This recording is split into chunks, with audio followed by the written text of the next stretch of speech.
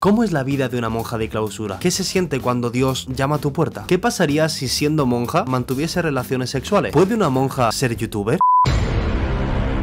Desde que hace unos meses mi abuela me confesó que de pequeña quería ser monja, no he parado de darle vueltas a la cabeza con millones de preguntas que tengo con respecto a esa vida. He investigado y preguntado por prácticamente toda España a ver si alguna monja me podría ayudar a solucionar todas estas dudas que tengo. Y después de llevarme más rechazos que tú el día de San Valentín, el otro día crucé toda España para viajar hasta Sahagún porque allí me estaba esperando Sor Marta, una monja benedictina que me iba a solucionar todas mis dudas. Espero que la disfrutéis, dadle like, compartirla, suscribiros y ahora sí, os dejo con la entrevista. Disfrutad de ella. Sor Marta, ¿qué tal? ¿Cómo estás? Muy bien. No sé si te acuerdas la primera vez que hablamos, que lo primero que hice cuando te escribí el email fue pedirte perdón porque no sabía cómo referirme a ti, si hacerlo por Sor, por hermana, si tratarte de usted. Entonces, mi primera pregunta va un poco por ahí. ¿De dónde viene lo del tema de hermana? ¿Dónde viene el tema de Sor? ¿Y cuál es la forma correcta de dirigirse a una monja? Es algo muy común y muy conocido que decimos los cristianos que todos somos hermanos, que en Cristo somos hermanos, que somos hijos de Dios Padre. Entonces, lo de hermana viene de ahí. Y Sor es simplemente una traducción, viene de soror, de latín. En las monjas benedictinas nos llamamos Sor porque es una orden muy antigua, es del siglo VI, entonces no se ha traducido. Hay otras congregaciones, otras comunidades,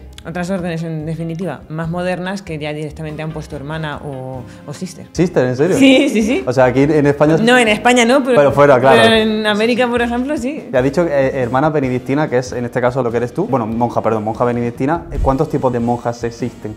Digamos que como tres grandes grupos. Las de la clausura papal, que son las típicas de las rejas, tipo carmelitas, que no salen a nada, bueno, al médico y a poco más. Luego estaría el otro extremo, que son las de vida activa, que las conocemos mucho, que normalmente no tienen hábito, pero igual sí que llevan algún distintivo, o llevan colegios, o llevan hospitales, las más clásicas, ¿no? Que todo el mundo está como un poquito más ubicado en reconocerlas o en saber dónde están. Y luego hay un grupo en medio, que son las de vida contemplativa o las de clausura monástica, que es donde entraríamos las benedictinas. Entonces nosotras somos de vida contemplativa, es decir, tenemos 7 momentos al día de oración y nuestro día a día está orientado a la oración y por eso también tenemos cierta clausura para proteger, digamos, ese encuentro con Dios, pero por otro lado no tenemos ningún problema en exponernos en colegios, en hospederías, en catequesis o incluso en YouTube. ¿Por qué decidiste ser benedictina y no de clausura? O sea, ¿qué fue lo que te llamó de ese tipo de monja en concreto? Esto está relacionado con alguna pregunta que me han hecho en otra ocasión, que es cómo se elige la vida consagrada, cómo se elige qué monja quieres ser, ¿no? Y es que realmente sería imposible coger un catálogo y decir, bueno, pues vamos a mirar. Al final entras en el monasterio o entras en la orden con la que te encuentras. Es decir, yo no conocía que existían los benedictinos. Y fue en unas vacaciones con 16 años que fui con mis padres a Navarra, con mis padres y con mis hermanos, y allí visitamos el monasterio de Leire, que es benedictino. Allí encontré una regla que tiene este tamaño, la regla de los monjes, que escribió San Benito. Entonces es una edición sencilla, que es muy pequeñita y a mí me hizo mucha gracia. Cuando la vi y vi que era un documento tan antiguo y que tenía esa edición tan simpática, digo, pues voy a leerlo. Empecé a conocer la vida de los benedictinos y dentro de que lo que me podía resultar raro o antiguo, me llamaba poderosamente la atención. Entonces fue ahí donde yo conocí a los benedictinos y me puse a buscar en Google dónde estaban las benedictinas. Sí, porque a todo esto yo tenía 16 años. ¿Una menor de edad no puede ser monja o sí? No, no podría. Bueno, si te agarras al Código de Derecho Canónico con 17, sí, pero generalmente se esperan a 18 porque mejor para todo. Sí que hice una experiencia, o sea, yo cuando llegué a mi casa, esto era en verano, pues tuve tiempo para pensar, para buscar, escribí un correo al monasterio al Santa Cruz de Sahagún, preguntando un montón de dudas sobre la regla benedictina y sobre la vida monástica, y poco a poco fui diciendo, bueno, es que yo pues creo que tengo vocación, y entonces me invitaron a hacer una experiencia. Y entonces, pues por enero, por Reyes o por ahí, vine aquí pues un día o dos, simplemente una toma de contacto. Luego sí que hice una experiencia de una semana y al pasado unos meses hice otra experiencia de una semana, es decir, viviendo aquí y haciendo todo como ellas, para conocer la vida desde dentro. Claro, entre todo esto, pues yo estudiaba bachiller y cumplía 18 años. De hecho, te iba a preguntar, a lo mejor es algo muy personal, quiero, lógicamente, desde el respeto preguntártelo, pero ¿cómo se siente el llamado? ¿Qué se siente en ese momento? Bueno, es que puede haber tantas experiencias como personas. En algunos casos puede ser, pues yo qué sé, una oración o una imagen o conocer a otra hermana de esa orden. En mi caso fue en Leire, pues porque yo me sentía en casa, me sentí como que había estado buscando durante toda la vida algo y que en ese momento que lo estaba encontrando. Cuando decidiste ser monja y se lo comunicaste a tu familia, ¿qué pensaron de todo eso? ¿Cómo se lo tomaron? Digamos que mi familia así más cerrada, mis padres básicamente, les chocó mucho, pero vengo de una familia muy creyente, entonces a nivel de fe lo he tenido muy fácil, no se han opuesto. Mis hermanos eran bastante más pequeños, entonces se las cuento más tarde y tampoco se les pregunto demasiado. Vamos, no había pregunta, era me voy y punto, pero vamos, que no hubo tanto diálogo. Sí, tampoco tenía ni voz ni voto, siendo tan pequeños, es como ya está, es lo que hay. Es lo que hay. Si te gusta bien y si no, pues ya está. ¿Y qué se suele estudiar o qué hay que estudiar para poder ser monja? O sea, ¿cuáles son los pasos a seguir? Digamos que formación de antes, da igual lo que tengas. O sea, hay chicas en discernimiento vocacional que igual le dices, bueno, pues termina esta carrera o termina la ESO. A mí me dijeron, oye, estudia selectividad, pues, aunque no vayas a hacer una carrera, pero déjatela hecha.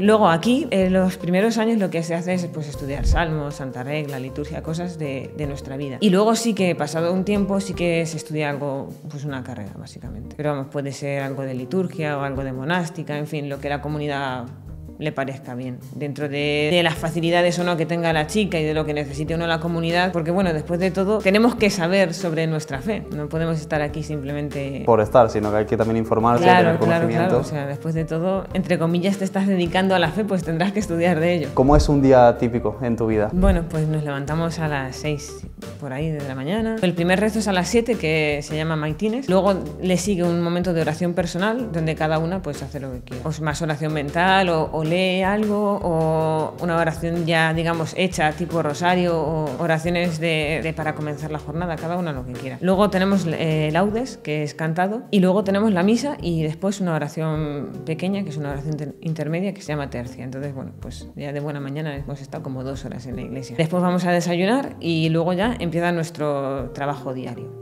Pues cada una lo que tenga que hacer, o dulce, o huerta, o cocina, o estudios, o en fin. Y luego nos juntamos a la 1 más o menos para rezar sexta, que es un rezo también pequeñito, y luego nos vamos a comer.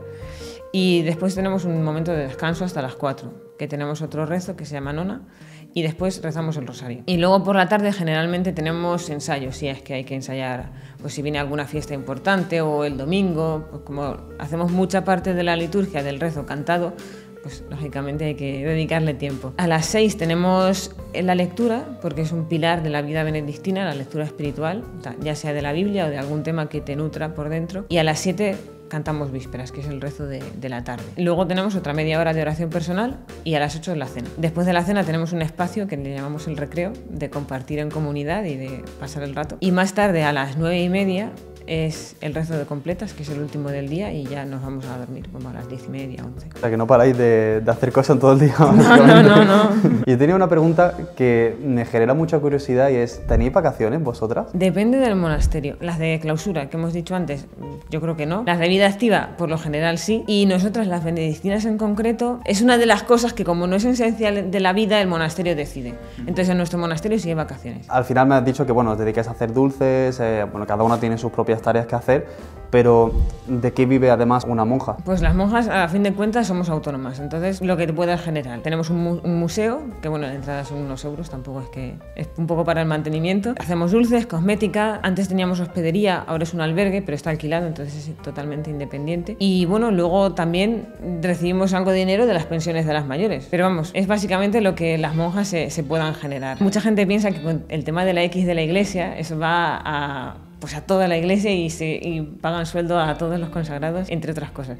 No, pagan sueldo a los curas, a los sacerdotes seculares, porque son los que, digamos, el obispo tiene que mantener, porque no es una comunidad, es una persona que como no la contraten en algún sitio o no le des un sustento, pues a ver qué hace. Pero las comunidades, los que vivimos en grupo, ya sea hombres o mujeres, no recibimos ningún sueldo estipulado. Y una de las cosas que me llama mucho la atención de vosotras es el hábito. ¿Cuál es el origen de él o sea, si lo tenéis que utilizar siempre o lo podéis quitar en algún momento? Pues es tan antiguo como la vida monástica, en realidad. En Egipto, cuando empezó a surgir el monacato en el siglo III, ya tenían como cierta vestimenta que les marcaba. No era algo totalmente nuevo, pero empiezan a asociarlo y empieza a tomar sus variantes. Y luego, en el caso de las mujeres, lo del velo era un distintivo de virginidad y de consagración a Dios. ¿Y lo tenéis que llevar siempre puesto? ¿Hay algún momento en el que digas, bueno, me lo puedo quitar? Por lo general, sí. La vida monástica tiene sus cosas que son más rígidas, digamos, más establecidas, y hay otras que prima la persona por encima de la norma. Entonces yo, que vivo en Ciudad Real, bueno, vivía en Ciudad Real, allí en verano, pues con un hábito, pues te puedes usar. De hecho, yo el primer año, pues hombre, claro, mi hábito, como no me lo voy a llevar, por favor. Bueno, llegué allí y dije, no,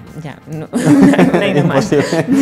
Entonces sí que tenemos como una especie de vestido muy similar, pero con menos tela, sin mangas, etc. Y bueno, pues luego hay otras monjas que igual salen a hacer deporte, igual se lo quitan, o en otras comunidades autónomas que están, digamos, entre comillas, más perseguidas, pues igual se han visto obligadas a no llevarlo por fuera. Entonces, bueno, pues va dependiendo un poquito. Pero vamos, por lo general sí que se lleva y sí que todo el tiempo. ¿Qué es exactamente el voto de obediencia? O sea, ¿a quién hay que obedecer exactamente? Así en general, pues a lo que pone la regla, a nuestro modo de vida, y a la abadesa, que es la que lo actualiza. Indirectamente estás obedeciendo el Evangelio, porque mucho de lo que dice San Benito es Evangelio puro. Hay otras cosas que lógicamente él aprendió por experiencia y dijo, bueno, pues esto es mejor hacerlo así. Pero después de todo, la base es el Evangelio. Entonces, bueno, pues a fin de cuentas obedeces a Dios, que ya dice San Benito que el abad o la abadesa hace las veces de Cristo en el monasterio. ¿Has hablado de la abadesa? ¿Quién es exactamente la abadesa? Digamos, es un poco la madre de la comunidad. O sea, dentro del monasterio hay como una persona... Un poquito de referente, referente espiritual y de referente legal también. El monasterio, por un lado, es espiritual, pero por otro lado, en muchos aspectos funciona como una empresa. Sí, entonces, claro. Y es una figura, una monja, que se elige cada 6 años o así, pues hay votaciones y se elige la abadesa. ¿Y qué tal llevan los votos? Bien, o sea, lógicamente, pues la obediencia cuesta, la castidad es abarca mucho, porque abarca todo lo afectivo, todo lo espiritual, o sea, todo lo que pueda drenar que tu corazón, digamos, sea todo del Señor, puedes decir, bueno, pues va en esa línea, ¿no? Hablábamos antes de que a la edición se le puede echar lo máximo y nunca terminas, a comprar trípodes y micrófonos también, pues a los votos también nunca terminas. Siempre se puede obedecer más, siempre se puede amar más y siempre se puede ser más pobre, porque eso no significa que vivamos en la miseria, pero, por ejemplo, el tiempo es también un recurso. O sea, para mí el voto de pobreza me afecta por ahí, de decir, bueno, si pierdo el tiempo, estoy quitándole también ese tiempo y a las hermanas. O sea, si yo no hago mi parte, si yo he dicho, bueno, pues voy a hacer esto, pero me estoy retrasando porque estoy en otra cosa, me pueden decir perfectamente, oye, ¿y esto que nos ibas a aportar, dónde está? Si una persona, por ejemplo, en este caso una mujer, tiene relaciones sexuales y después decide ser monja, ¿se le aceptaría en la comunidad como tal? Sí, no habría ningún problema. De hecho, hay monjas que han sido madres. O sea, teniendo los hijos mayores que no dependan de ella, o incluso viudas. Salió la noticia hace poco en Palencia, hay una carmelita de 72 años que ya es abuela. No es lo habitual, pero dices, mira. Te hago la pregunta también a la inversa. Eres monja ya y de repente, pues da la casualidad de que por algún caso espontáneo, de repente tienes una relación sexual. Tú te arrepientes como tal. En este caso supongo que Dios te perdonaría, pero ¿cómo se toman las demás monjas todo eso? ¿Cómo se lo toma el monasterio? ¿Qué procedimiento habría en ese caso? ¿O no pasaría nada? No, sería una falta muy grave, de hecho. Pero bueno, también se hablaría con la hermana. A ver, digamos, qué motivación ha sido, porque una cosa es, o sea, dentro de que es un caso muy extremo y de que puede haber muchos factores, pero lo de la motivación, que los que nos vean dirán, pues ¿qué motivación va a tener? Bueno, pues puede ser porque pasa de todo y le da igual y ha sido, digamos, el fruto de que le da igual todo y que solo tiene de monja el hábito, entonces en ese caso podría ser perfectamente una expulsión. O que sea más, digamos, una debilidad del momento por determinados factores, determinadas circunstancias, que realmente esté arrepentidísima, ¿sabes? Me da otra vez. Entonces, bueno, pues de primeras es una falta muy grave que podría ser una expulsión casi inmediata.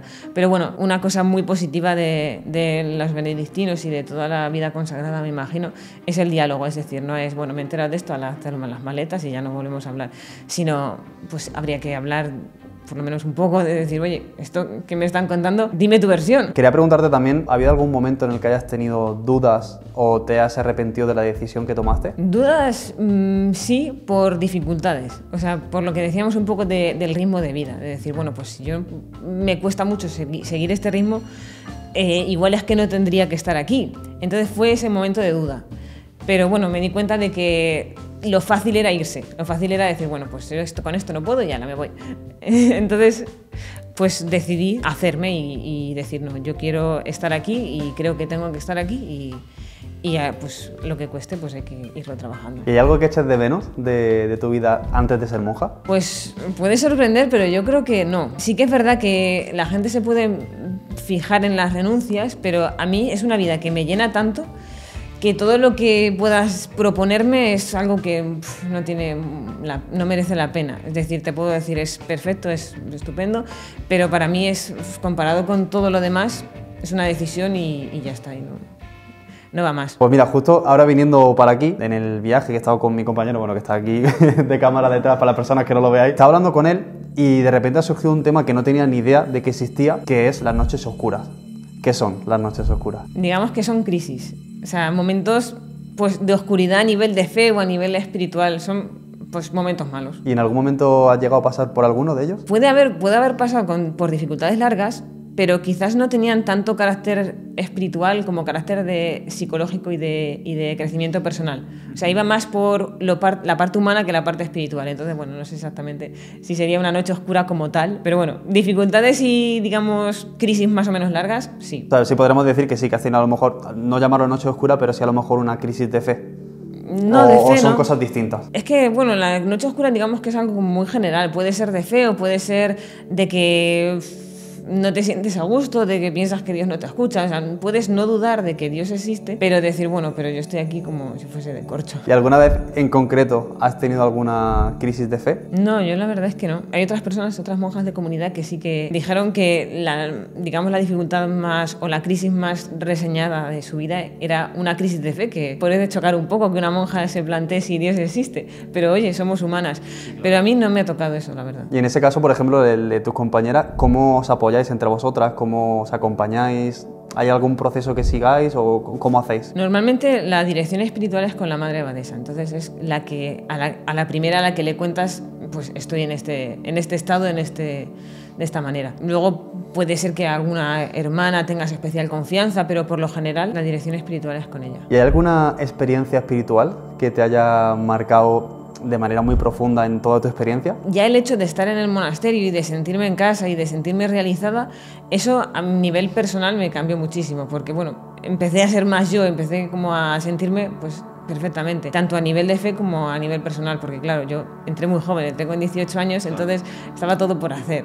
Igual una persona que entre más mayor, pues ya entra más realizada como persona o más hecha, pero para mí se me juntó todo, entonces entrar en el monasterio fue no solo un salto de fe, sino un salto de sentirme en casa y de empezar a desarrollarme. A lo mejor esta pregunta que te voy a hacer ahora te hace un poco de gracia, pero es una curiosidad que tengo. ¿Las monjas creéis en los espíritus o no? Pues realmente sí, o sea, porque después de todo nosotras creemos que los espíritus son almas. El demonio es espíritu, las almas del purgatorio son espíritus, incluso los santos a día de hoy son espíritus. Sí que es verdad que toda la caricatura de los fantasmillas de Halloween pues puede quedar un poco lejos de lo que para mí es un espíritu, pero que hay espíritus y que después de todo en parte también somos nosotros espíritus, pues eso sí. ¿Qué te parece el rol que se les da a las monjas en las películas de miedo? Pues dentro de que no he visto ninguna, porque a mí no me gustan las películas de miedo, me parece que hace un muy flaco favor a las monjas, realmente, porque si ya es una vida que es muy desconocida y que mucha gente se sorprende al ver el contenido de mi canal o tú en esta entrevista que decías, bueno, pues me está tirando un montón de mitos, ya que es una vida muy desconocida, es muy fácil mitificarla. Entonces, claro, tanto los roles de monja demoníaca como las otras películas que no son de miedo pero también caricaturizan, pues hace un flaco favor. Y si ya de por sí yo creo que hay como una barrera entre las personas y las monjas, es como que no hay un acercamiento, por lo menos así es como lo sentía yo. El ver este tipo de películas también como que te alejan un poco más de ellas. Exactamente, porque puedes caricaturizar a otro colectivo al que tengas acceso y te puedas decir, bueno, esto está deformado, esto no. Pero las monjas, como por lo general se siente eso, dices, bueno, pues no hay manera de desmentirlo. Hay un muro entre ella y yo no voy a pasar eso, y menos viendo esas películas que a lo mejor quién sabe si eso es real o no. Claro. ¿Cuáles crees que son los mayores mitos que podemos tener las personas de a pie con respecto a vosotras y que no son reales? Para empezar, pues lo de ser cerradas, o sea, ya no solo estar en un lugar mucho tiempo, sino ese olor al rancio, es decir, bueno, es que son cerradas, pero de todo, de no te reciben, de son amargadas, de son, en fin. Luego se potencia mucho lo del tema de la edad, que lógicamente la vida monástica, la media de edad es alta, pero yo, por ejemplo, no he notado ese salto de edad de decir, bueno, estoy conviviendo con viejas. No, yo nunca he sentido eso, aunque me puedan llevar 40 años. Ahora ya no tanto, y monja más joven, pero no me he sentido incómoda por la edad, y es algo que en las películas se puede marcar como algo negativo, como decir, bueno, pues parece más bien un asilo que un monasterio. ¿Qué significado le dan las monjas de clausura a su encierro? O sea, ¿qué significa para ellas el estar enclaustradas, por así decirlo, en un sitio para toda la vida? Es una manera de proteger, no de protegerse a ellas del mundo, en el sentido de negativo, no porque lo que haya fuera sea malo, sino de tener como cuando alguien reza y no se pone en la plaza, sino con todo el bullicio, sino que se mete en su habitación por lo general, pues digamos, esa es la función. Como estamos consagradas a Dios y muchas horas de nuestro día están dedicadas al rezo, pues es como un poquito de marco, de protección de esa vida. No te lo llega a decir, pero mi abuela iba a ser monja. Lo que pasa es que al final pues estuvo en una conversación que tuvo con su padre, le llegó a comentar que ella tenía la vocación de ser monja y quería consagrar su vida a Dios, pero su padre le dijo que si ella quería hacer un verdadero sacrificio, iba a ser más sacrificado el tener una familia con todo lo que conlleva antes que estar encerrado en un sitio. Y quería preguntarte justo eso, ¿qué te parece a ti eso que le comentó? ¿Hasta qué punto es cierto? ¿Hasta qué punto lo ves bien? No sé. Pues yo creo que eso también es uno de los mitos que hay. Se creen que estamos todo el día rezando en amor y en compañía y en armonía con todo y que todo se nos ha hecho. Y realmente, pues ahora que te comentaba, estamos a tope de trabajo, estamos esperando que no nos hagan más pedidos de dulce, por favor. Que está hasta arriba, no se caiga más. No quiero envolver más polvorones. Entonces todo ese trabajo, todo ese estrés, pues también es una de las dificultades de la vida. El tema de los estudios, yo estoy deseando terminar la carrera también. ¿En qué año estás? ¿Cuánto te queda? En tercero, son 3. Bueno. Es el último, pero sí, pero ya llevo un rato. Sí que tenemos dificultades. Lo mismo del trato con unas, con otras. Ya no solo porque te sea difícil, digamos, activamente, sino porque quieras potenciar la relación con una hermana en concreto. Luego, lo que comentábamos de la madre abadesa. Bueno, pues sí que es verdad que los padres de familia y criar es muy difícil y muy duro.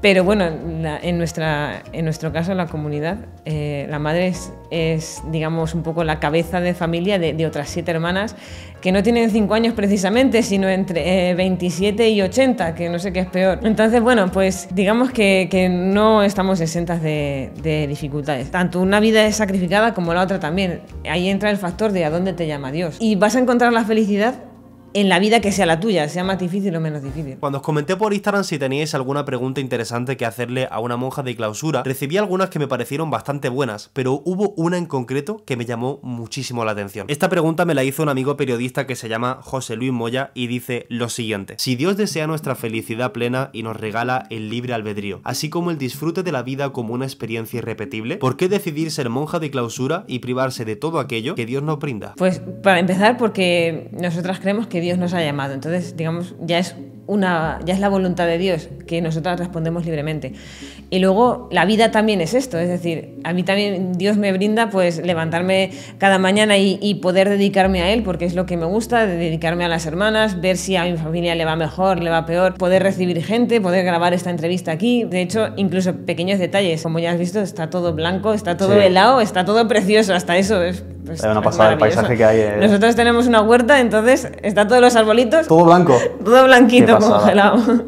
Entonces, bueno, pues la vida está fuera y la vida también está dentro. Y pues se nos brinda a todos. O sea, no estoy fuera de la vida por estar aquí. Hemos estado comentando antes que aparte de ser monja, también tienes un canal de YouTube. ¿Qué fue lo que te motivó a abrirte ese canal? Pues me motivó el tema de los jóvenes, porque nosotras siempre hemos querido hacer convivencias con jóvenes para dar a conocer nuestra vida, hacer grupos en la parroquia, pues lo típico de un coro y esas cosas, pero claro, los jóvenes no están muy metidos en la iglesia y muy metidos en la parroquia, y menos en estos pueblos pequeños. Entonces fue el tema de evangelizar, y evangelizar especialmente a los jóvenes, de decir, bueno, pues si ellos no están en la iglesia habrá que meterse de donde están y que estamos accesibles en su misma pantalla, en la misma pantalla del teléfono. Empezó con unos vídeos sobre el evangelio, bueno, audios. Lo que pasa es que bueno, los transformaba en vídeo para que YouTube los aceptase. Empezó así de una manera muy rudimentaria incluso y sin mostrarme, como han pasado en muchos youtubers. Y luego ya sí que di el paso a ponerme delante de una cámara y a elaborar vídeos más extensos para dar a conocer un poco nuestra vida y para acercarme sobre todo a un público joven. ¿Has tenido algún hater en todo este tiempo? Sobre todo en TikTok. Es, digamos, el terreno más hostil. Va todo muy rápido, todo se mezcla, te puede encontrar cualquier cosa. En YouTube no tanto, en Instagram nada, pero cuando me metí en TikTok hace poco, sí, es la selva. ¿Qué es lo que, más o menos lo que te han llegado a decir? O sea, No, pues muchas veces son cosas sin sentido, pero ya ves el tono y ya ves que van a hacer daño, pero yo muchas veces no contesto, porque ¿para qué? Si veo que puede haber un filón de diálogo, pues contesto, pero si no, es que no merece la pena. Así ya para concluir y ya como pregunta final, a lo mejor hay personas que están viendo, en este caso chicas, que están viendo esta entrevista y se plantean ser monja. ¿Qué mensaje le podrías dar a esas personas o a esas chicas, en este caso, que están pasando por esa situación? Pues en primer lugar, que tengan... ya sí lo he pensado, luego me ha dado vergüenza mirar directamente a la cámara. Vale, pues sí, puede ser. No, déjalo. ¿Te imaginas? Ahí es tu cámara, puedes decir lo que tú quieras. En primer lugar, un factor que es común es el miedo, que bueno, no voy a decir la típica frase de no tengas miedo porque es imposible, pero sí que es muy importante la confianza en Dios. Es decir, para los que somos creyentes, Dios es el que nos ama profundamente y el que quiere nuestra felicidad. Entonces, todas las propuestas que vengan de Él es para hacernos 100% felices. Entonces, yo les invitaría a que estuviesen convencidas de que la propuesta que Dios les haga es la que les va a hacer 100% felices. Eso por un lado, la confianza. Y luego, por otro lado, puede ser un camino difícil. Es decir, yo con mis padres, por ejemplo, lo tuve relativamente fácil, pero me di cuenta de que no es lo habitual. Entonces, bueno, pues ya que se preparen porque va a haber dificultades y va a haber personas que no lo entiendan, que no lo vean y que incluso puedan poner un poquito de zancadilla. Pero bueno, que confíen en Dios porque después de todo es la felicidad de toda su vida. Y luego, así como dato concreto, si resulta que quieren plantearse la vida benedictina, nuestro monasterio está abierto a experiencias, a convivencias, a que vengan aquí una semana, 4 días, para conocer la vida desde dentro, ya desde, vamos, más dentro no se puede estar. Son experiencias para convivir con vosotras durante sí, un 100%. tiempo, para corroborar qué es lo que quieren. Claro, porque una cosa es decir, bueno, yo siento que Dios me llama, he leído sobre San Benito y me llama la atención, y otra cosa es levantarte a las 6 de la mañana y comer con nosotras y luego acostarte a las 10. Y hacer toda la rutina que tenéis, que ya hemos Exactamente, sí. Es una locura. Pues nada, muchísimas gracias, Nada, Marta, gracias por tu tiempo. Lo que te he dicho antes, he aprendido muchísimo contigo, espero que ellos también les haya servido para desmitificar, para también evangelizar, en este caso por tu parte, y ojalá pues eso pueda servir y pueda aportar este pequeño granito de arena a la gente que quiera acercarse un poquito más a Dios, que lo puedan hacer gracias a ti, que de hecho todos los enlaces de su canal, de Instagram, de YouTube, de todo, lo voy a dejar también en la descripción para que te puedan seguir por allí, y creo que es una labor muy buena la que estás haciendo por eso, por al final las personas que tienen más desconocimiento acerca de todo esto, que puedan acercarse gracias a ti. Bueno, pues muchas gracias por la iniciativa. Gracias a ti.